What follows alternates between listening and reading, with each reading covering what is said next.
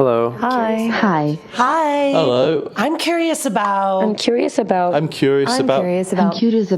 Building open, authentic, loving relationship. I'm curious about jealousy.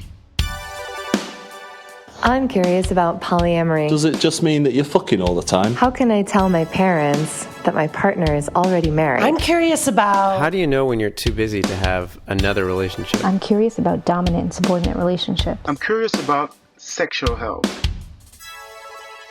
How can relationships evolve with people as they grow and change? What is bad is when we start to apply fight and flight survival techniques to everyday situations that are not life and death. Right? Yes. When you get an email from your boss and you suddenly go into fight and flight mode, like that's not the best way actually to deal with that. Welcome to the Curious Folks podcast for those challenging the status quo in love, sex, and relationships. My name is Effy Blue. And I'm Jacqueline Misla. You've heard of rest and digest, fight, flight, and freeze, but today we're introducing you to rest and reason, flirt and fuck, and disconnect. Inspired by Polyvagal Theory, we're exploring how different states of being impact different qualities of connection within a relationship. We're back from hiatus! Woo! Yes. August was our season of rest and digest, if you will. And we're back to start back with something that has been stewing on my mind for a while now. This topic sits at the intersection between two of my favorite things: the inner workings of our neurology, psychology, and physiology, and the way we connect and form relationships. We have behind the scenes been talking about this idea for a while. You've Months. introduced little bits of it in conversation, and then it continued to expand and expand. And it's interesting because when I was growing up, I learned certainly about fight or flight, but really it was related to animals or in threatening situations, right? So someone points a gun at you and is going to mug you.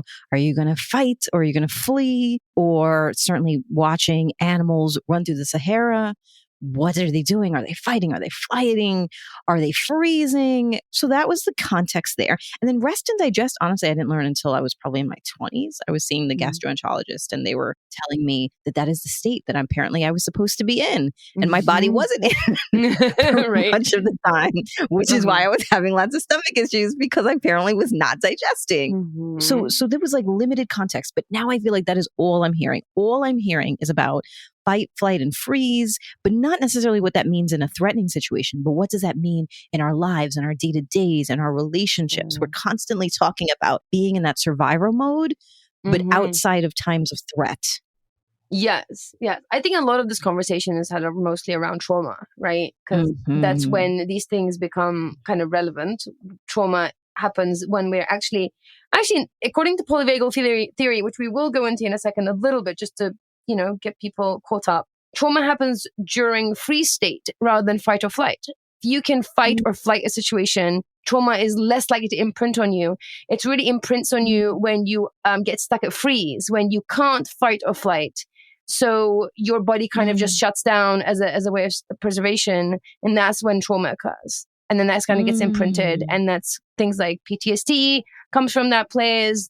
Any kind of trauma-related disease comes from that place. Anything that you deal with when you say, oh, that was trauma, like that had a root in trauma, is when your body ended up in the freeze state and thought that it couldn't get out of it. It couldn't get out of the situation. And that's when trauma occurs. That's interesting. Yeah. I think that your point around trauma is important because I think that is exactly why I've been hearing a lot about it. I think that nowadays folks, particularly millennials, are really working to unwind, undo, address lots of trauma, big T and small t trauma that's happened. And as a result of that, are having more and more conversations about fight and flight and how that shows up in our day-to-day, in our relationships, in our work. And so I do think it's that. I think we're trying to now learn some lessons and do things differently. Yeah, I think trauma-informed is now a category. Trauma-informed therapy, trauma-informed recruitment, trauma-informed organizations, right? Curriculum for kids. Exactly. Trauma-informed curriculum, right? So I think that is becoming definitely a big part of our zeitgeist, that we are aware that trauma is a thing, that it has impact on people, which then affects their behavior, their cognition, their nervous system, and all those weird and wonderful things that make us human. The mechanics of humanity. And realizing that we need to be in rest and digest more. I think that's why we took this month off. We needed to rest. I think I have come to some realizations. I'm sure we'll make some time for it in other episodes of how I need to just incorporate more rest and digest in my everyday, and not just during our seasons of hiatus. But all of those things have been such a topic of conversation, I think, in the circles that I'm in and on social media around rest and digest, flight, fight, freeze. But you have a different spin on it that you want to talk about today. I do. So let's just do a little 2 sentences on the polyvagal theory, because we mentioned it. Just give people a recap for people who are familiar with it. Great. Just to remind you, those who've never heard of it, this will just give you the very, very sort of top line description. And, I encourage you to read up on it. And we, in fact, are probably going to do an episode on it pretty soon. But the polyvagal theory essentially says that our nervous system has 3 states that color our behavior as a reaction to our environment and whatever we're experiencing, right? So imagine that 3 states of being. And that's not necessarily about who we are and our personality, though it's reflected in that. This is really about our nervous system, the state that our nervous system gets into depending on what we're experiencing, right? So it's not an identity thing. It's very much a neurological, physiological thing that then colors our behavior and our personality, so it shows up differently. So we show up differently depending on what state that we're in, right? So the idea of these 3 states are, you have the rest and digest, also known as ventral vagal. That's when we feel safe and calm and we think that everything is going to be okay. I've heard somebody call it stay and play. I love that as well. I love that as much as rest and digest, right? So you have that, and that is when everything is great. Then we have the sympathetic state, or hyperarousal. That's what we would call fight or flight, right? And that is when we are reacting to a stressful situation. We're actually reacting to it either by fighting it, right? Or getting away from it. Like you said, Jackie, it could be the very, very physical, literal description of that, right? You could literally like getting your fists up ready to fight, or, like literally running away. Or fight mode also looks like being judgmental, being hyper controlling. So there are more subtle behavioral expressions of fight, and also flight that can also, when you mentally check out, right? When you distract yourself, those are also flight responses as well. So that's your fight and flight. But in those situations, in fight and flight, you are actually dealing with a stressful situation, right? It's not pleasant. You're not loving it, but you are able to deal with it through these strategies. If for some reason you cannot, right? You can't fight, or you can't get away from the situation, then our nervous system goes into freeze mode, right? Or dorsal vagal, or what they call hypoarousal, meaning you are freezing, you're stuck. You could literally be like frozen in place. You shut down, and it is your nervous system's way of dealing with whatever is coming. It's like your pain tolerance goes up, your sensitivity goes down. You're kind of in like shutdown, standby mode, so that you're not as affected by whatever is happening outside of you, right? And then the important thing to understand in this is that you can't really be in 2 of those states at the same time. The best way to imagine them is almost like a set of stairs, right? So you can go up and down the stairs. At the top of the stairs, you got rest and digest, right? You're having fun. Everything feels good, right? You can come down the stairs if things get stressful and go into fight or flight mode, right? And then if things go really, you can't get out of that situation, go down the stairs again to dorsal vagal, to your freeze mode, and you can go up and down the stairs. What you can't do is kind of jump from one to the other, and you can't be in 2 of those states at the same time. So you have to manage the emotional agility and have tools and skills and strategies in place so that you can go up and down those stairs. That you can tell where you are on the stairs and how you go up and down those stairs, right? Does that make sense? So my theory kind of is inspired by this idea, and it's really to do with the time that I spend with my clients talking about their relationships. And what I'm noticing more and more, that there are 3 states to relationships also, regardless of whether they're monogamous or non-monogamous, right? So this is just about looking at a relationship between two people. It is not really addressing whether that relationship is a monogamous relationship or a non-monogamous relationship, right? And what I'm noticing is there are really three states of relationships as well. And one I'm calling rest and reason, and we're going to go through those in detail. So you got rest and reason, then you have flirt and fuck, and then you have disconnect. And I think it is important, just like we say, and for the polyvagal theory, it is these three separate states that color your behavior and your experience. I think these three different states within the relationship also color your experience and your behavior within those states as well. And we're going to get into that. And I think it's similar to the polyvagal theory. You can't really be in two of those states at the same time. You can really be in one and you can travel to the other one and then you go back to the other one. And there's really just about, again, the agility between moving between those states, the awareness of what state you're in, what state you want to be in, and if you have a path to the state that you prefer to be in. Does that make sense? Yeah. And before we kind of dig in, we're going to spend less time talking about the disconnect stage just because we're talking this episode about connection. And that is actually the stage where you feel disconnected. So we're going to spend more time talking about rest and reason and flirt and fuck. But it is important to note that if you are in disconnect mode, then frankly, you're going to feel that. You're not going to feel either safe or aroused. And so that's just something to be paying attention to. As we're talking through this, thinking about where are you in your relationship state overall, or particularly on any given day, because you're not stuck in one of these stages for the length of your relationship. You can kind of move up and down those steps, as you said. Right. Exactly. So, all right, let's dig in and let's give some examples. So let's start with rest and reason. What does that mean? So rest and reason is when we feel safe, right? So when we're able to rest, when we can truly rest in the presence of our partner, the person that we're talking about, right?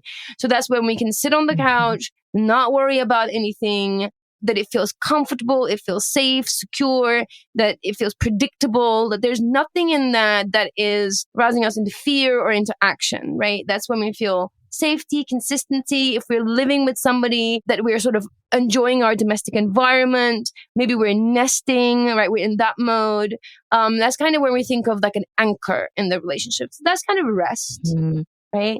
Yes. Yeah. For me, I picture this as like the sweatpants stage, right? This is where now I'm physically going to get comfortable putting on sweatpants. There's talk now about whether passing gas is now appropriate in front of each other, right? Like, are we that level of comfortable? It is deciding that you're just going to like chill on the couch, sitting next to each other, each on social media, but still feeling connected because you're doing that together. And it's not the same as like longingly looking into each other's eyes and throwing each other against the wall, but you're so happy to be together in that space, going to bed early, putting on your acne medicine before bed. It's like, that's what I'm like. Rest is like the settling into of a relationship and kind of being more of who you are, being more comfortable in that space. Yes, exactly.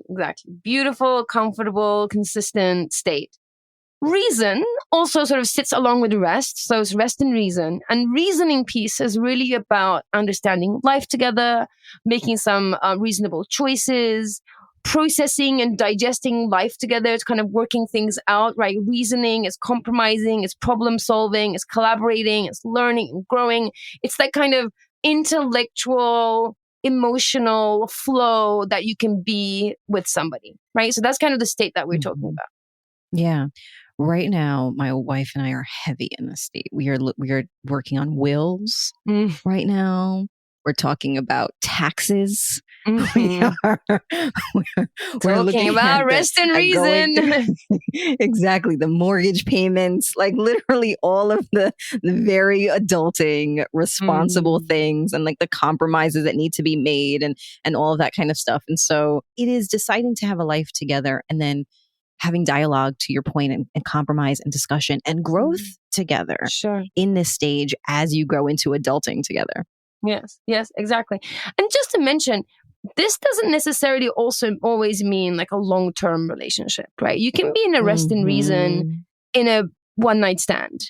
Totally you can, right? You can like have, which we're going to talk about in a minute, you can have like crazy wild sex, and then in the sort of the post-coitus chill, you can kind of chill together, feel safe and calm, and chat and be reasonable towards each other, and then like just go your own ways, right? So this is not just describing long-term settled relationships. So that's why it's almost think it's more conceptual than like the tasks, right? It's a state of being in rest and reason. So I would really encourage people who are listening to like think about that as a state and think about themselves. How do they feel? What does it look like when they imagine themselves in rest and reason? And how that can translate into a long-term relationship or a one-night stand or a short fling or multiple different relationships, right? So think about it as more a state of being, which then translates into a behavior within a relationship. Yes. Depending on the relationship. Yes, because in that description, then it means in a relationship, do you feel comfortable being who you are? Do you feel comfortable with the other person showing who they are? Do you feel comfortable having difficult conversation or dialogue and navigating through that? Do you feel comfortable? Do you trust them and trust their opinion enough to really truly collaborate with them and allow their opinion to be incorporated into decision making? So to your point, that can happen at any stage of a relationship, but it's about trust and comfort level and feeling settled enough to really dig into something and grow either again in that moment with the person or over a long period of time. I love it. Right.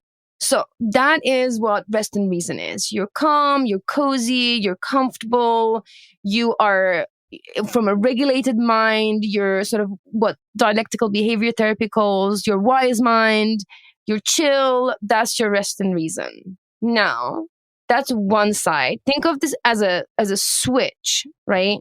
You're switch things the other way, and now you have flirt and fuck, right? And the clue's in the title, right? That's pretty much on the nose, right? So this is your flirt and fuck mode.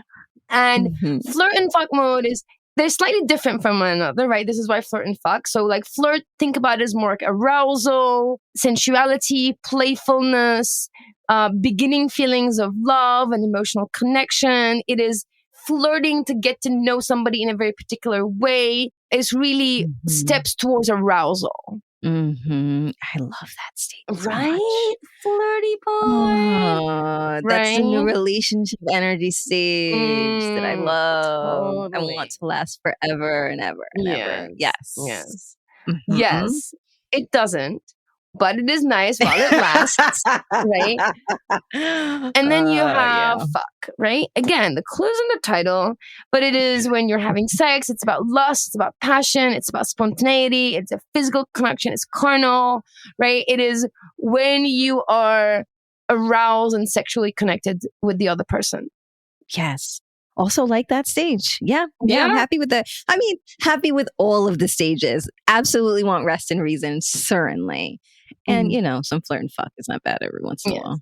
Exactly. So these are states that you, if it's important to you, if you're like, I love the flirt and fuck state, you can find your way there, right? And you need to find your way there. And we need to be aware of what state that we're in, right? And we're going to talk a little bit about that.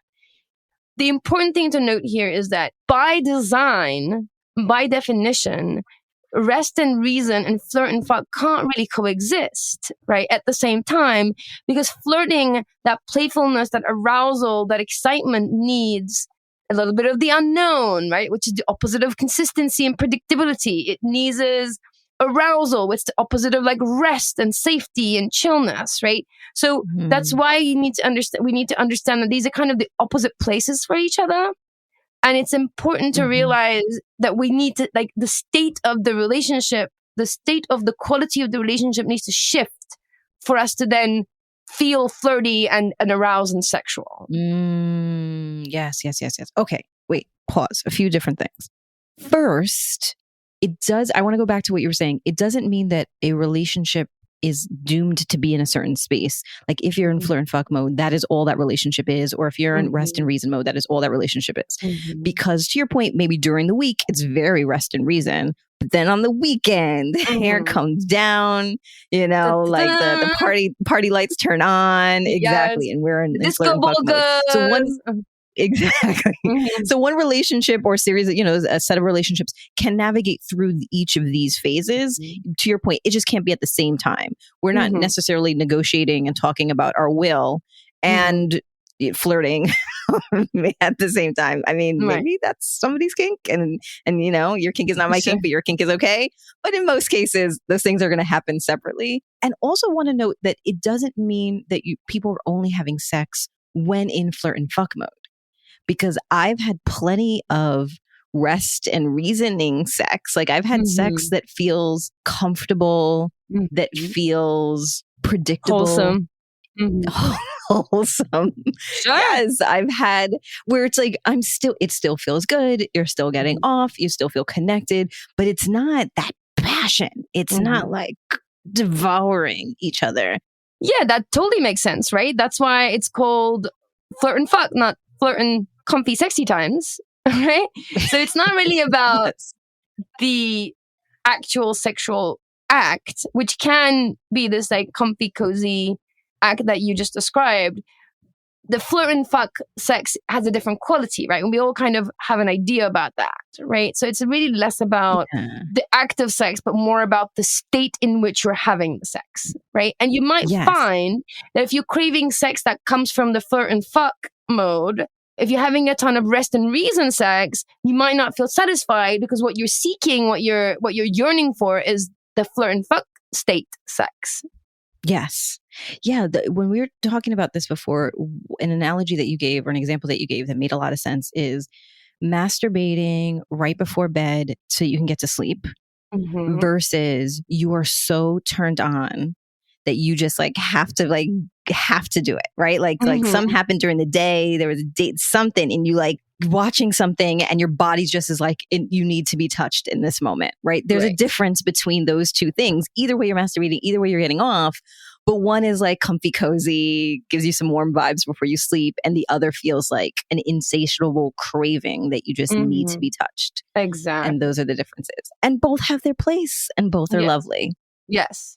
Besides rest and reason and flirt and fuck, the third state is disconnect, right? And that's when none of the above is happening. And those are people who are kind of stay in a relationship, but the disconnection is eroded to almost nothing. And they kind of exist in the relationship, but aren't really connected, right? They're maybe at the end of a relationship, or they're kind of staying without really reasoning. They've checked out of the relationship. And that's when you can't be in rest and reason together, and you can't really flirt and fuck. You're still remaining in the relationship. And the third state is this disconnect, right?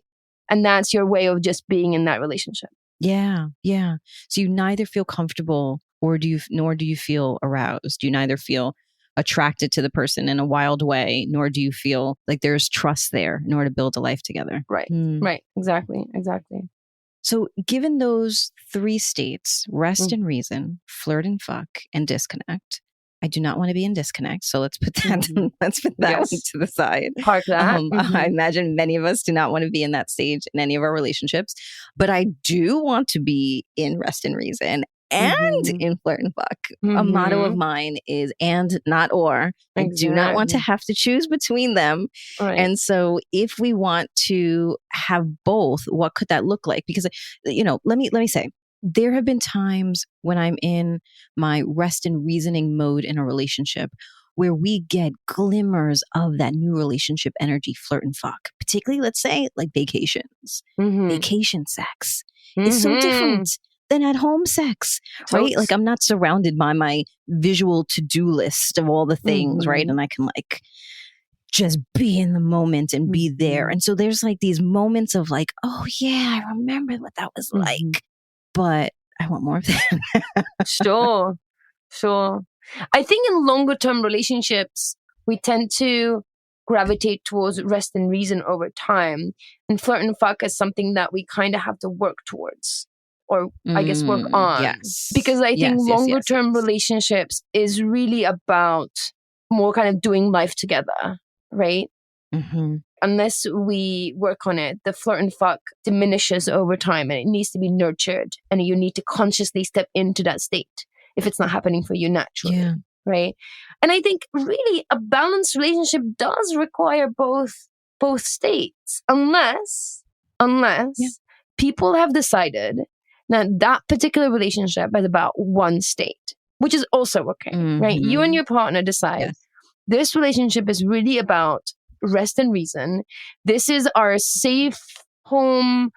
Jessica Fern calls it safe haven, secure base, right? This is the relationship where we do life together, where we support each other, where we negotiate and problem solve together and we collaborate, right? That's what that relationship is about. And neither of the parties are interested in shifting the relationship into flirt and fuck mode. Right? Yes. Yeah. So if you're in an open relationship, you can have that dynamic, exactly what you're describing. If you're in an open relationship, you can decide this relationship is going to meet this need. Right. This other relationship or series of relationships are going to meet these other needs. Right. Just make sure everyone's on the same page. Exactly. I think that is the most important point, that those are in the relationship and in that state of that relationship agree that's what they want to be. Right. Yeah. I think that's something that I see out in the non-monogamous world, that they say, particularly if a relationship starts with a couple who opens up, and they're opening up because they want some more of that flirt and fuck energy in their lives. And so they go out into the world to find folks to flirt and fuck with. But those folks may be wanting a more in-depth emotional connection, a rest and reason type of relationship. And it may start for them with flirt and fuck, as many relationships do, but they want it to evolve to something else, but you don't have intention of it evolving there because you already have that. So let's have those conversations, people. Let's be very clear. And we'll talk a little bit about self-auditing and communication around that. But let me just note that here. Let's talk about it. Let's make sure we're telling people what it is we're looking for. Exactly. And how much time you want to spend in those states, right? Do you want this relationship to be mostly about in a flirt and fuck state with the occasional rest and digest where you can get pizza after a, hot and heavy session, right? And talk about state of the world where you're spending a little time in rest and reason and you're spending most of your time in flirt and fuck, right? Or is it the other way around that you want to do where you're spending most of your time in rest and reason with the occasional, special occasions, flirt and fuck sessions where you're like stepping into that state consciously and then, letting it go because it's not where you want to spend your time. Yeah. Yeah. So let's go into self-audit right now, because I do think that that's the way in which we're going to be able to figure out where we are. And so if you are reflecting on yourself, first reflecting on what do you need and want? What do you have that feels great and you want to keep going? What do you feel like you are missing and you want some more of that? And kind of, are you getting that from your relationship? If you're in multiple relationships, are you getting those things from those relationships? What are you getting from where? I think that evaluation is really important, because that's the first step before you have a conversation with anybody else about what it is that you want, is for yourself to figure out what is it that you want. And then what's getting in the way of that thing. When we talk about rest and reason, and actually the benefit of rest and reason and flirt and fuck, I think actually about kink.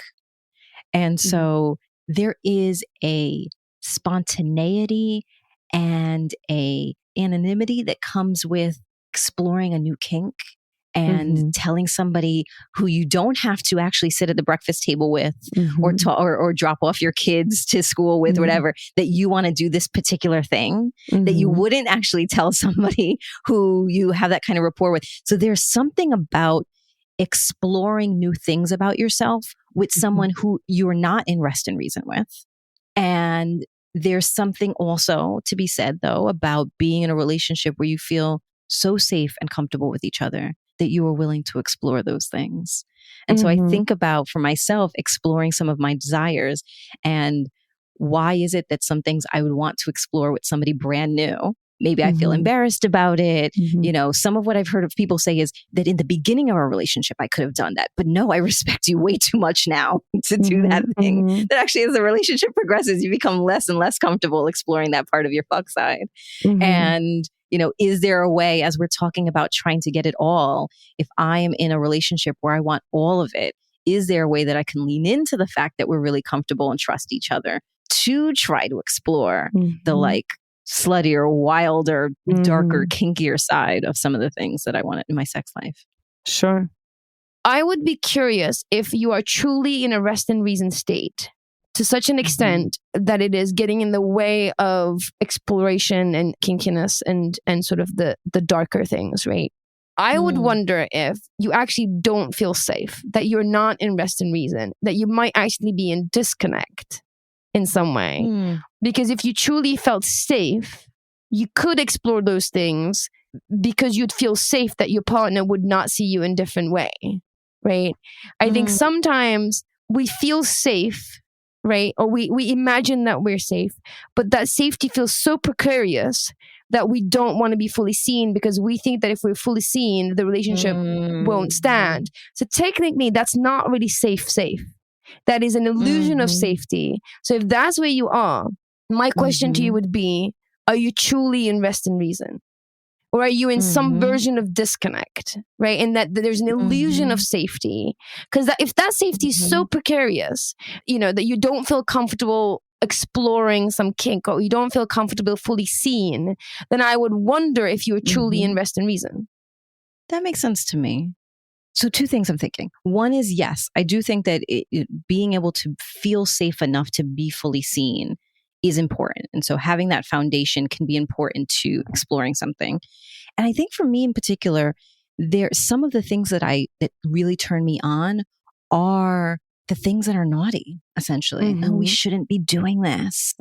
And, we shouldn't do this here and not you. And, and some of that, like the danger aspect of it. And when you're home with your longtime partner after watching a movie on Netflix, there's nothing that is dangerous about that. There's nothing that's naughty about that. Sure. And so what I end up doing is kind of creating narratives in my head where I'm like, oh no, we're at summer camp and like you shouldn't come up to my bunk. Like, what are you doing? Right? Like I have to play these stories out in my mind to get me physically I'm there and present and connecting and enjoying, but in order to create that, I feel safe, but that just doesn't exist in that particular relationship, that like newness and that. So I'm trying to manifest that in my mind. I think that's kind of what I'm talking about. Or what are some of the things that we can, what can I do to make that switch when the thing that is the switch on the other end is new, but my partner is not.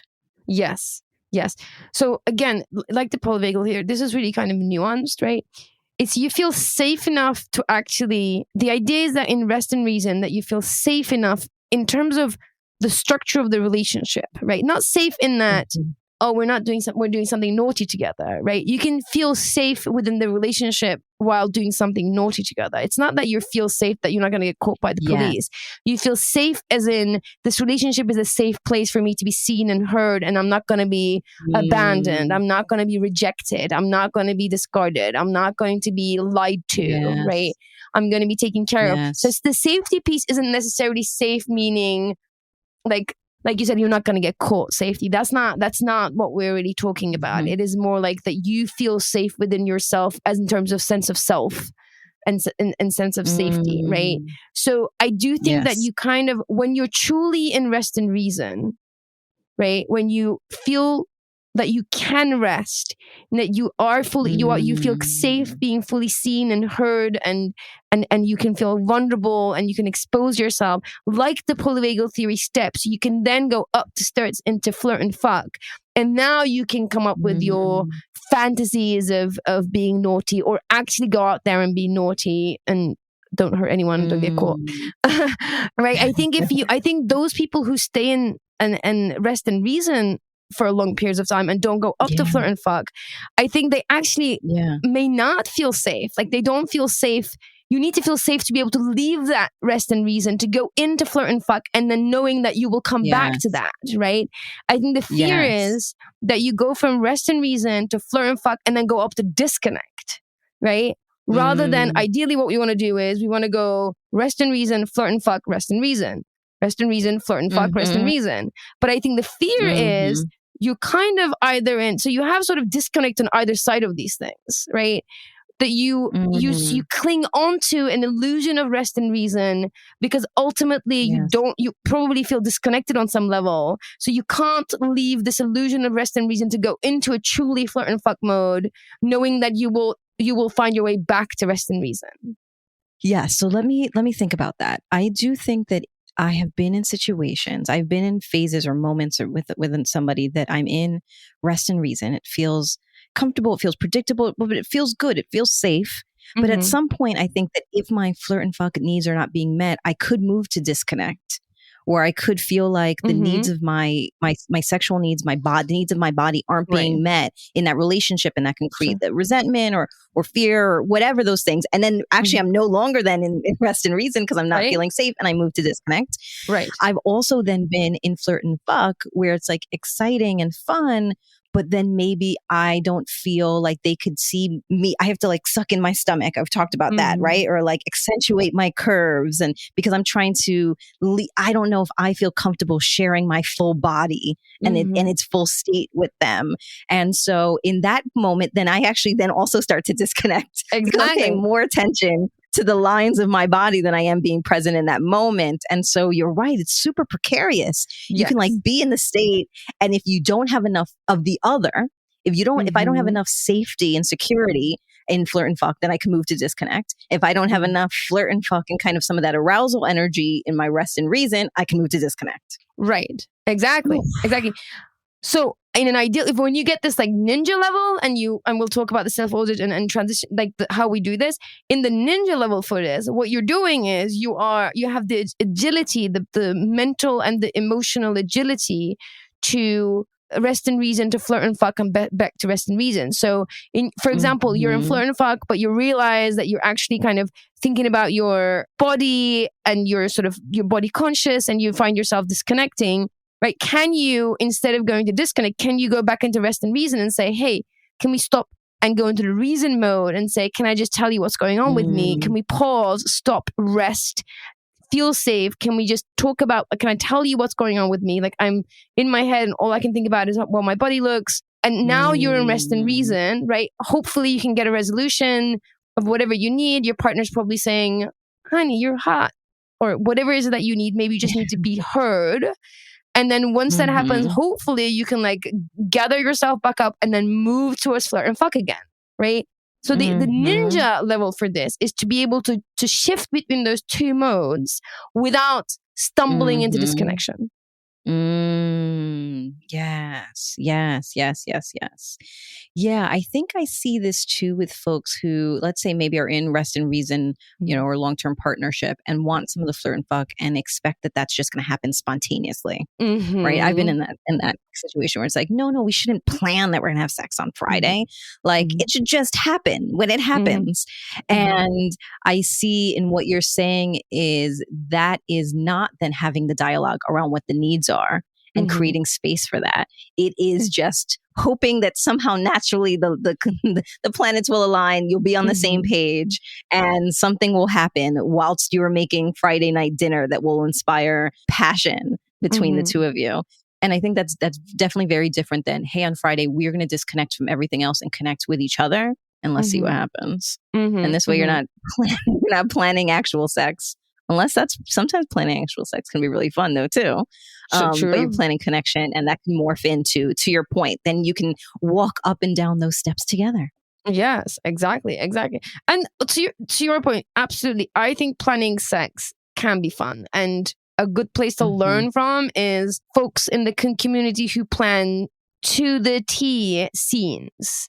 Right. So they spend sometimes up to weeks of really sort of scripting, to an extent, like a scene where they really talk through the power dynamics and what's going to happen, what's the storyline. And they've talked about the desires and the boundaries and, all the experiences and things like that. So there are ways. I think when we say planning sex, it sounds so dry that it's not fun for anyone. Right. Just like, oh, planning sex, like that's kind of like planning sex. It's like when rest and reason meets flirt and fuck, and it's just like, ew. Like planning, just like the words planning and sex is like, ugh, that sounds so dry. That sounds so boring. I think we just get stuck on the semantics, right? I think planning sex, or like whatever, we can come up with new words for this. But planning sex, if I was to think about kinky folks who are like really thinking about designing scenes, like that's hot as hell, you know? Like the amount of energy, the amount of thought that goes into it, and the fact that like when you're thinking, you can get aroused by it, you can do research and get aroused by it. Like you can really plan that sex and have fun while you're doing it.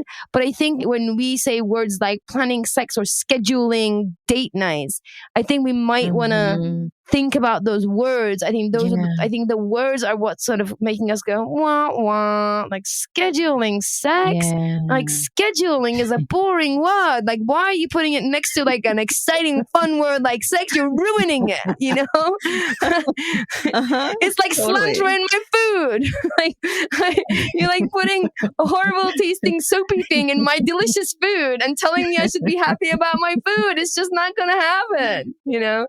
When you say scheduling, whoa, into sex, woo, you're like, you just ruined my sexy times. I think that one of the reasons why that is the case and we don't schedule to talk about it and it feels uncomfortable is that sometimes talking about sex can feel embarrassing. And I want to note that because I think we have a negative connotation when we think about fight and flight. And we're like, we shouldn't be in fight and flight. We should be in rest and digest like all the time. And that will get you killed, right? Like if you're an animal, you cannot actually be in rest and digest all of the time. You will then die. You like flight and fight have their purpose and are very valuable and necessary and are good. It is not a bad thing. What is bad is when we start to apply fight and flight survival techniques to everyday situations that are not life and death. Right. When you get an email from your boss and you suddenly go into fight and flight mode, like that's not the best way actually to deal with that. Exactly. But it's not bad. In the same way, flirt and fuck is not bad. But I do think it has a negative association. I do think that's the thing you do when you're younger, or that's the thing that you do in the beginning of a relationship, but not when it's settled in, or even when you're in a relationship, you don't talk about those kinds of things because, you know, those are your private thoughts. You keep that private. I think that there's something that's negative about flirt and fuck again, in the same way that fight and flight is. And that, at least for me, has prevented me from naming in the past some of the things that I wanted and scheduling it, to your point, and all those that it feels like it should be spontaneous and just happen, because the idea of talking about it and being vulnerable in that way feels super scary. Absolutely. I think it's, you know, if you look at our systems, our societies, you know, like sex is only for making babies.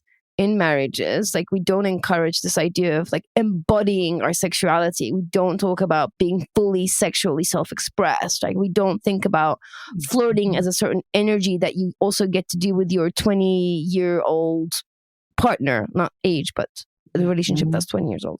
So I agree with you. I don't think we champion this idea of flirt and fuck. And especially I think as people get older, the older you are, especially if you're a woman, the idea of like, I want to be, you know, I'm in a flirt and fuck mode is definitely discouraged and stigmatized and shunned for sure. And I think even within relationships, I know that there's this idea of like, oh, you have kids, you know, as if you're like not supposed to flirt and fuck later on in your life or later on in your relationship.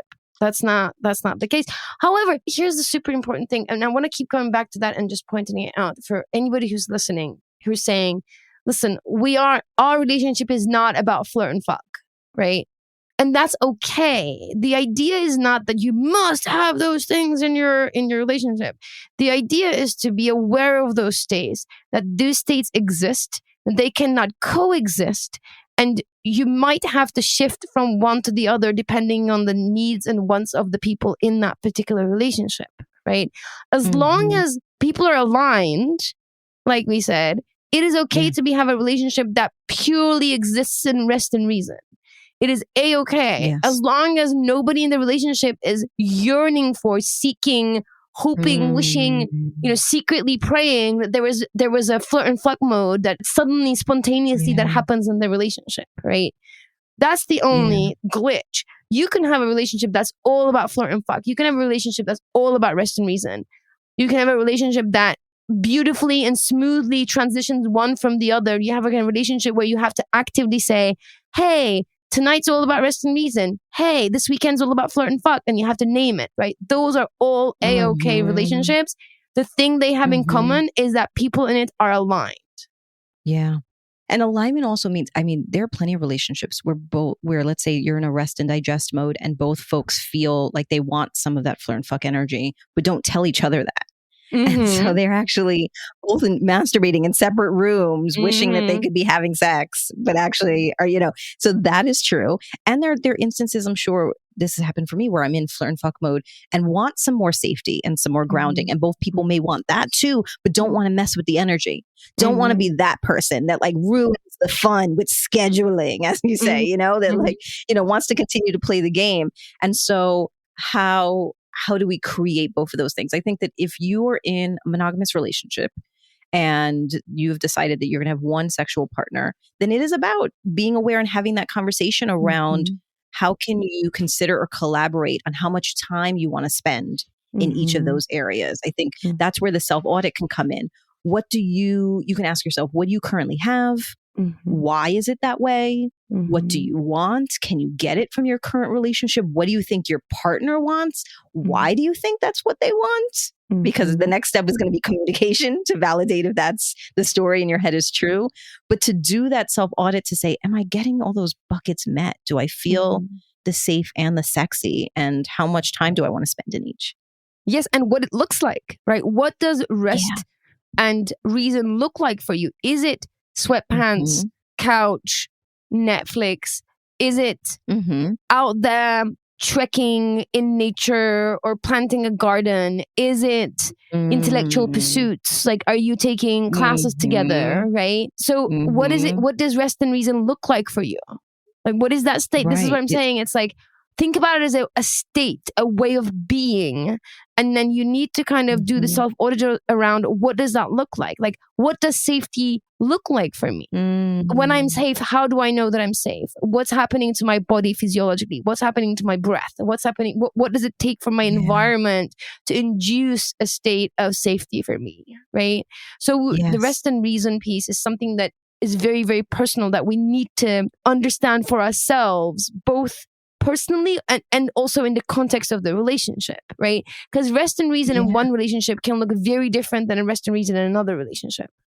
That's why these are states, not prescriptive behaviors. Yes. And I want to note that we're talking a lot about how do you get this within partnership or partnerships and the role that each person plays.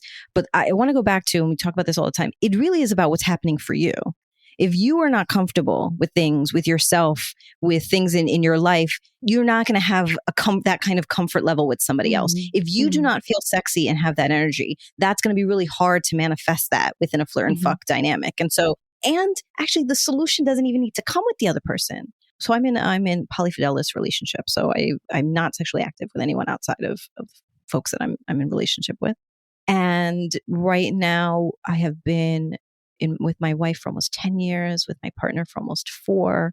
And so there's a lot of rest and reasoning that's happening. There's certainly those other moments, and what I realized is I haven't been feeling as sexy as I have in the past.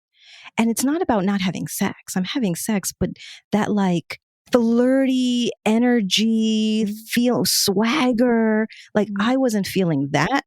And so I decided to do a few things for myself. First, I got a real sexy haircut. And it is so hot. I decided to go with some curly bangs. Yes. Hot mama. I got curly bangs. It was like a departure from what I was doing before, but I wanted something different. I started taking burlesque classes. Super fun. We absolutely need to do an episode about burlesque because it was fantastic. And started to do some things for me so that I can have an energetic change and feel sexier and feel energetically in that flirt and fuck mode without actually having to involve anybody else. It had nothing to do with anybody else. And similarly, I have had to really sit with myself and see, why don't I feel stable or safe or in a mode of reasoning? And what do I need to do for myself to get into that stage before involving any other partner? Yeah, I mean, absolutely. We are the common denominators of our lives. So, and everything starts with with us and what's inside of us and how we're feeling. So that makes so much sense to me. And I do agree, right? And I would also encourage people to think about, as you're reflecting on rest and reason, for example, first of all, to say, do you truly feel in rest and reason mode?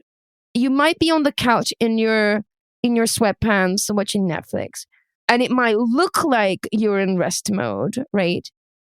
But are you truly in rest mode? What are you present? Is your mind feeling in the room, or are you like worried about something else? Like, are you truly in the rest and reason mode, right? Are you, let's talk about reason. Like, are you truly collaborating and trying to problem solve, or are you fawning, right? Which looks like a reason from the outside, but how are you feeling?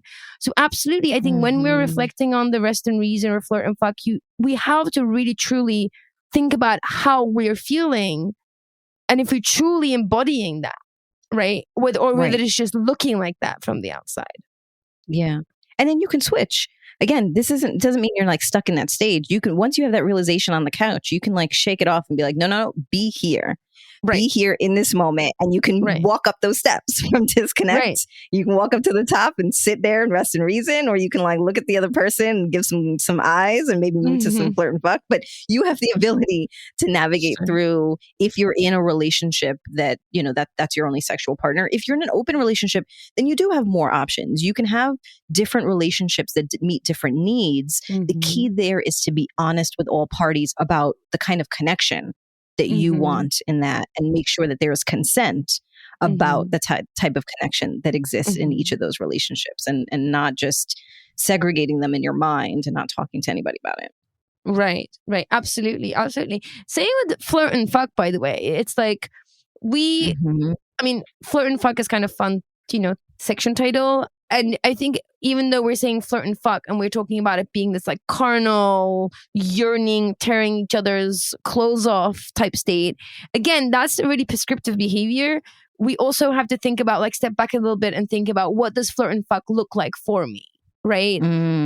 For me, for example, flirting is more physical than verbal, right? I can do the talking at a bar thing, but that's not how, like, my prime sort of flirt and fuck mode is more about like hands on bodies, moving, dancing.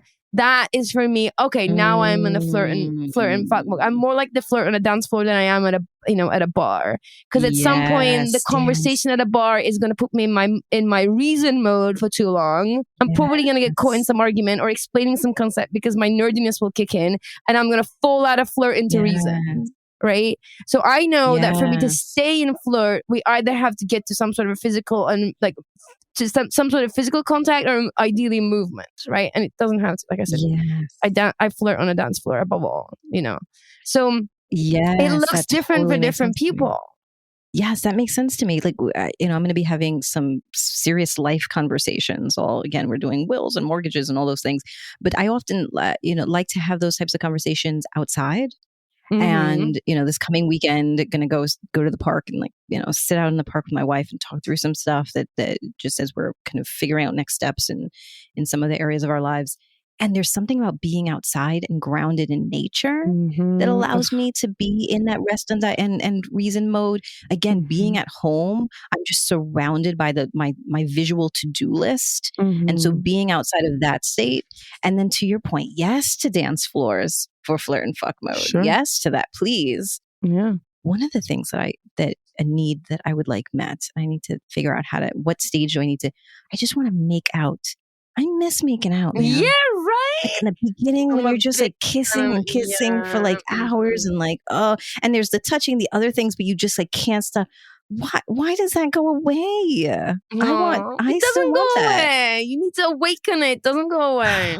Yeah, I need some steps. We need to walk up some steps. Yes. I need to walk up and down some steps to get myself some more making out that's happening.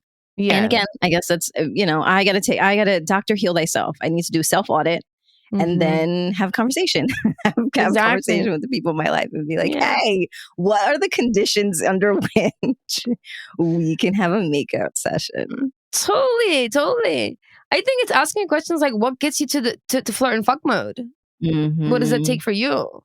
And again, same with fuck, it doesn't have to be this rampant. It could be this soft, sensual, sexual connection. It doesn't really matter what it looks like. It is really a state of mind and a state of being to really embody flirt and fuck or rest and reason without falling off the edges to disconnect. Yes. So if you're out there in the world and have been thinking, I need more flirt and fuck in my relationship, but that really should happen spontaneously. It should just just the energy. That is not the case. You wouldn't feel that way about rest and reasoning things. You wouldn't be on a crowded subway and want to have a deep conversation about something. You would want to be in the right conditions, and you would set that up to make sure that you're in the right conditions. So why not set up the space where something can happen, something can emerge there that is fun and flirty and sexy, and not it feel like scheduling. I like the way you're describing it about and using the kink model of setting the scene. How do you set the scene so that what can emerges in that space? Totally. And I think especially especially in a long-term relationship, and if you're in a domestic partnership, and we're spending a lot of time at home, our domestic environments are more often than not designed for rest and reason, right? Unless you have a sex room, which I think is a show on Netflix now where people are actually putting sex rooms into their homes, right? Unless you have a sex room, right? Or you have porn available on your phone, that on your TV that you can get to with your remote, right?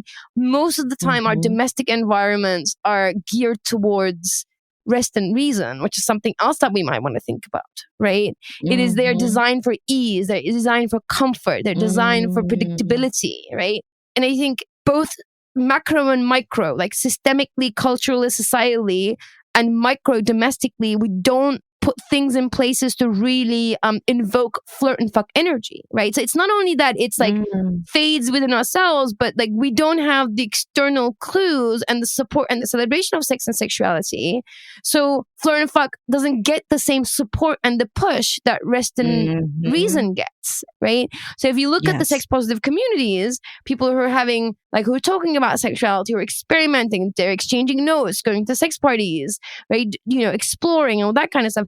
Those people are actually, besides wanting to have connections over flirt and fuck, but they're also celebrated and reinforced through a community of people who are also championing and putting this idea of sex and sexuality front of mind, right? So that's something else that's worth thinking about. If you surround yourself constantly towards rest and reason, right? That's why vacation sex, that you talked about vacation sex, right? Why vacation sex so good? It is away from, yes, your visual to-do list, but also the environment that you have so painstakingly designed for rest and reason, for comfort, for safety, for cozy, right? I would make an argument and say maybe we need to rethink about our bedrooms, right? So I think those are the other things why flirt and fuck sort of disappears, dissolves, dissipates. I think that's the other reasons. It's it's not only that it's shamed and stigmatized and taboo, it's also more insidious than that. We just don't have the physical cues for it. We don't have the environment set up for it. There's no change in our environment that's all designed for comfort and rest and reason to now what is the thing that's gonna spontaneously prompt us into flirt and fuck? Yes. And that goes back to polyvagal theory, right? So think back into the animals in the Sahara. They don't just get up and start running as fast as they can for no reason. It is in response to their environment. They look and see danger approaching and they get up and they get the hell out of there, or they start fighting for their lives, right? So they're not just we're not just sitting at dinner and then look at each other and then push the dishes off the thing and throw each other on. The environment is not such to create that reaction. And so if you're in flirt and fuck mode, maybe you want some more rest and reason, then you can schedule time to go take a walk with the person that you are playing with and just have conversation, or meet somewhere where it is not sexy and it is about go to a library or a bookstore and show each other your favorite books and talk about that. But that is the key. The key is create the environment that will allow for the reaction in the same way that real rest and digest and fight and flight is a reaction to our environment. Exactly. The stimulus. You need a stimulus. to get into flirting mode. You know, you might just be so lucky that both people are feeling physiologically aroused in that moment and horny, and it looks like the spontaneous combustion, and you're in like flirt and fuck, and you're like, yeah, why isn't this happening now? It's like we are more biochemically reinforced to be co-regulated into horniness at the beginning of our relationships. That's the new relationship energy. That is years, millennia of evolution, right? Once that co-regulation, that biochemical reinforcement fades, we need external stimuli. So in order for us to shift to that, and I think it is the fantasy, it's the myth, it's the false ideology that this idea of spontaneous sex with no external stimuli is just going to appear. It's I think it's super corrosive to relationships. Or even that safety and security, and that will just magically exist in a relationship too, without intentionality around creating space for that. Exactly. All right. So this is our next steps, everybody. Gather close. We are all going to do a self-audit. We're going to look at our lives and say, how much rest and reason do we have? How much flirt and fuck? Are we in disconnect mode, right? We're going to think about that. Think about what we want, what we think maybe, what are the stories in our mind around why we haven't gotten those things, why we're not in those stages. Then we're going to have conversations with the people that we're with so that we can collaborate together on creating environments that allow us then to switch into whichever mode we want to be in so that we can have some rest and reason. We can have some flirt and fuck. We can walk up and down those steps together, holding hands, and do so with honesty and communication. It sounds very simple. It is not easy though. So like all of these things, simple but not easy. You can do it. Yes, we can do it. And tell us. I would love to hear this. I would love to hear two things. One, by the way, I'm back on the Facebook group, everyone. This is a big celebration. Yay! Somebody very kindly help me out. I would love to hear this on the Facebook group. One, I would love to hear from people. What does rest and reason and flirt and fuck look like for you? What does it look like? What does it feel like? What are the conditions that support and nurture those states? What are the things that get in the way of those states? And that is your first top level self-audit. And the second thing I want to hear from everyone is, how do they think that they can switch from one to the other and to the other again without falling off the edges into disconnect? And if you do, if we go into disconnect, which happens to me, we can get out of it. We can get out of it. We can do it. So go onto Facebook, in our Facebook group. We are Curious Foxes on Facebook.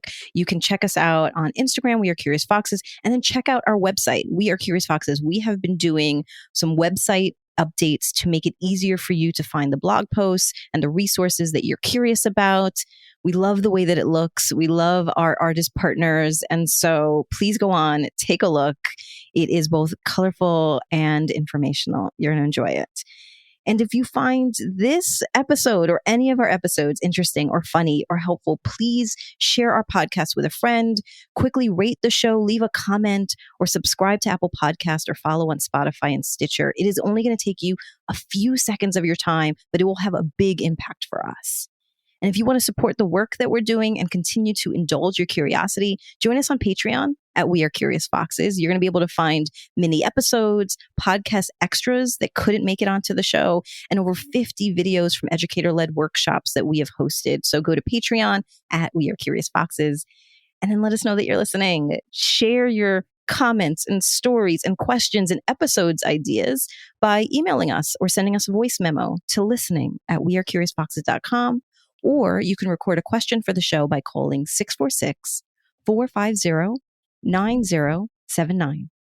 This episode is produced and edited by Nina Pollock, with whom we have a beautiful relationship of all states. Our intro music is composed by Dev Saha. We are so grateful for their work, and we're grateful to you for listening. As always, stay curious, friends. What? Brushing up the cobwebs. I know. I'm doing all the things.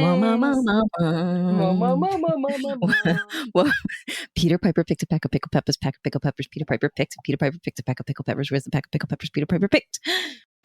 Where you're spending most of your time in rest and digest. Sorry. We're back. We are back. Wow. Curious Fox podcast is not and will never be the final word on any topic. We solely aim to encourage curiosity and provide a space for exploration through connection and story. We encourage you to listen with an open and curious mind, and we'll look forward to your feedback. Stay curious, friends. Stay curious. Stay curious. Stay curious. Stay curious. Stay curious. Stay curious.